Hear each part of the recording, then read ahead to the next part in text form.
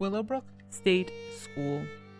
In 1938, plans were approved to build a state-supported institution for children with intellectual disabilities on 375 acres located in the Willowbrook neighborhood on Staten Island in New York City.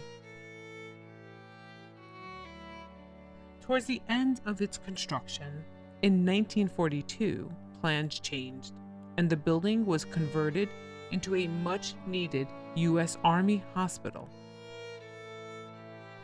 It was named Halloran General Hospital. The hospital was the largest Army hospital in the world, and although needed especially during the Korean War, which the U.S. entered in 1950, Halloran Hospital officially closed in April 1951,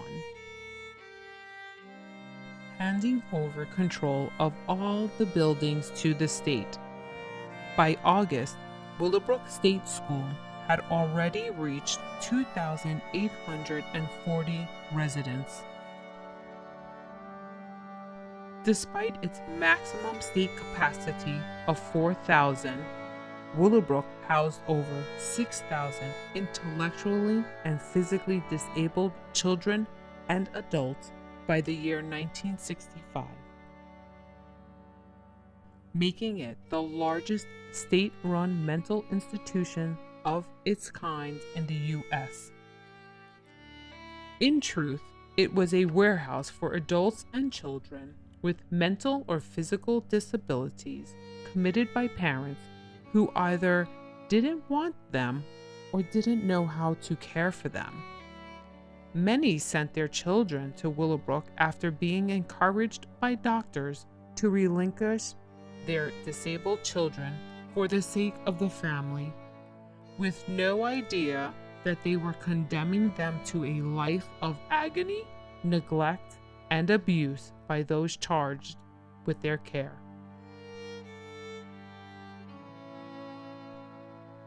Willowbrook State School did not offer classes, social skills, or a better quality of life.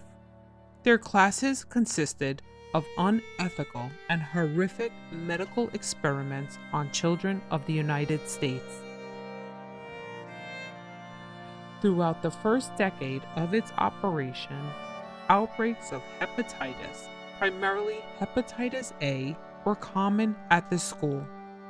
At some point, all patients, new, children, adults, were intentionally injected with hepatitis and were treated like test rats. The doctor's reports were observations on how fast they would die. If that was not bad enough, there was plenty of harm done by physicians who failed to do their medical duty.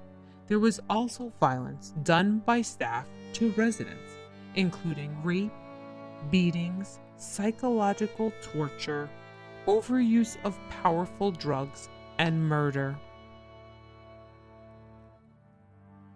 From the years 1950 through 1980, there is an estimated 12,000 residents who died at Willowbrook, approximately 400 a year. Many who came to Willowbrook lived a short, brutal existence. They died because of neglect, violence, lack of nutrition, and medical mismanagement or experimentation.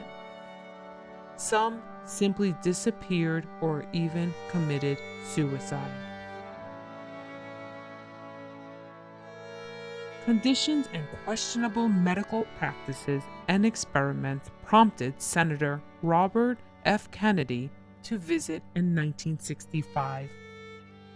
He proclaimed that individuals in the overcrowded facility were living in filth and dirt, their clothing in rags, in rooms less comfortable and cheerful than the cages in which we put animals in a zoo, and called it a snake pit. It wasn't until 1972 when Geraldo Rivera did an expose on the conditions there. Even with the public outcry, it remained open until 1975, when a consent judgment was signed and it committed New York State to improve community placement for the now designated Willowbrook class. In 1983, the state of New York announced plans to close Willowbrook. By the end of March 1986, the number of residents housed there had dwindled to 250, and the last children left the grounds on September 17, 1987. After the developmental center closed, the site became the focus of intense local debate about what should be done with the property.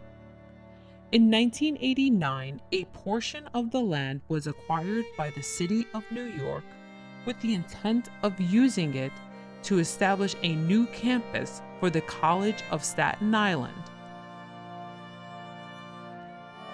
And the new campus opened at Willowbrook in 1993.